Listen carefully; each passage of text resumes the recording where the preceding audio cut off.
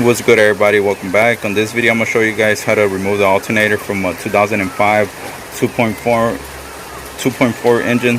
Sorry about that. So the first thing, you want to loosen up the belt. As you guys can see, I already did it, but I decided to do a quick video because it didn't really took me, any time, probably like 20 minutes or less. Once you have everything, you know what you got to do. So disconnect the battery, take out the belt, and just pull this out, the reservoir for the power and steering fluid. Pull it out, push it right here on the side, and then take out 2 bolts for the power and steering fluid, which is this one right here, and then this one on the bottom, as you guys can see. And just so you can be able to move it to the side right here, that way you can have a little bit more clearance right here, because if you try to take it out from here, you probably can, but you're gonna be struggling a little bit. And it's just 2 bolts to take the power and steering fluid out, the power and steering pump out.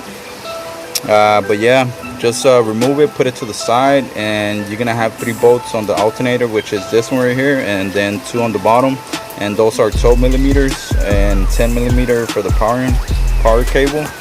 And just this connection right here. And yeah, that's about it. And just do the reverse to install it. Like I said, just to do it, it's probably like 30 minutes, 20 minutes. But yeah, other than that, it's pretty simple to do.